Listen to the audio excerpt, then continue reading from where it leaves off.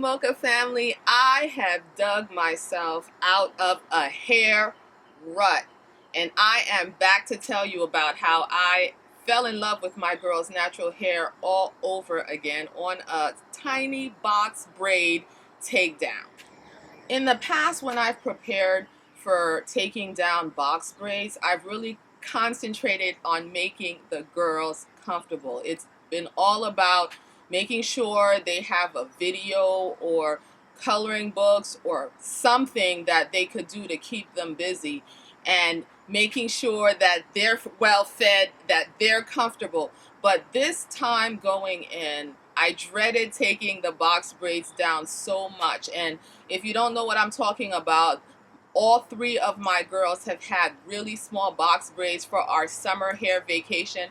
This year I put the braids in June, and they have been swimming and swimming and swimming, and people haven't necessarily always covered their hair at night every day. So the hair has had become extremely fuzzy, somewhat matted. One of my daughters, Mocha Girl 2, her hair almost looked to me like it was in the beginning stages of locking. And as you know, my middle daughter, Mocha Girl 2, she has yarn braids, and so it was a process of cutting the ends of those and unraveling the yarn, and it was a job. But what I did different this time is I thought about myself. You yourself have to make it through this marathon of taking the braids down. So you need to make sure that you're well rested. You need to make sure that there's something for you to watch. I mean, my one youngest daughter, she can watch Frozen 10,000 times. And I knew that Frozen wasn't going to get me through this session of taking down these braids. So I made sure that while she was set up to watch her movie, I had my laptop set up so that I could watch something that was interesting to me. And so I really honestly think that that made all of the difference in the world. And I made sure I picked something really good. I made sure that I had plenty of time to do the project. I was working on 3 heads. There was no way I was going to be able to do all of those heads in one day. I really tried to think about how long it would take me, and I gave myself permission to take more than one day or one part of the day to work on each person's head. And so with my daughter, Mocha Girl 2, whose hair was more matted than anyone else, and I do believe that's because of the difference in the textures of their hair and the technique that I use. The yarn braids are not going to mat up at all. However, they'll be time intensive because of all the extra steps I need to do to get the yarn out of the hair.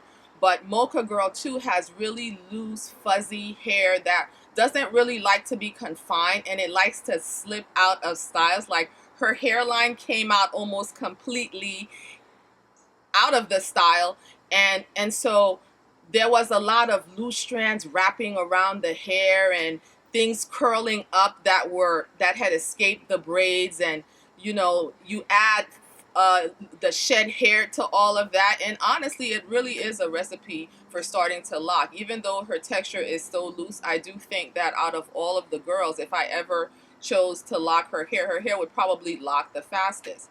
The person whose hair tangled the least, believe it or not, was Ms. Mocha Baby. Her hair wasn't very tangled at all, but in order for the style to last, I did a really tight braid stitch in her hair. Like, I braided the actual length of the braid fairly tightly, and so it took more time for me to sit and actually pick through all those little revolutions. It took me a long time to pick through each actual braid, plus her hair is very long. I made sure I got plenty of sleep. I made sure that I ate. Like, sometimes I am raring to go and I don't even eat breakfast. I just want to get into it and get as far as I can.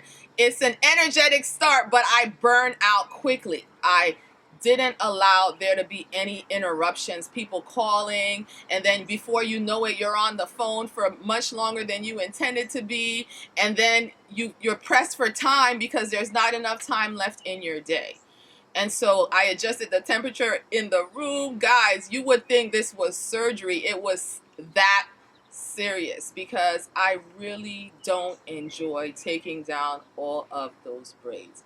So it was a job, but I got through the job because I had enough distractions and I was strong enough physically to do what I needed to do. And the beauty of it all is that when the actual each section actually got loose, and there's a method to my madness. I like to preserve my parts, so I work one row at a time, and after I'm done with each row, I finger detangle that row using plenty of conditioner. And that's another tip.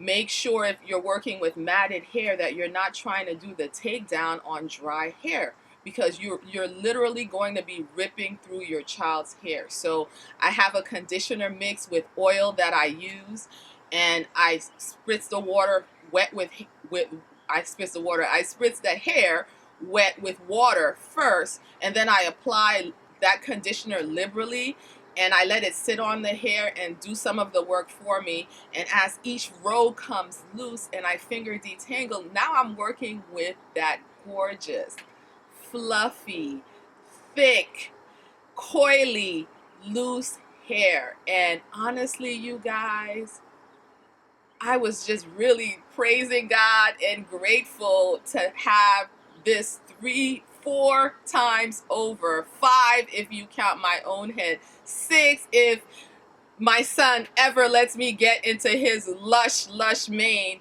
And it's just wonderful. We have such beautiful hair, and when we work with it, it's just glorious. And so I found myself falling in love with it all over again and telling myself, I really enjoy this.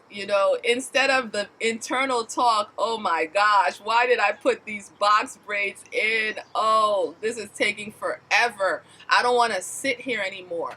My internal talk turned into, look at this luscious hair. How creative can God be to make hair like this?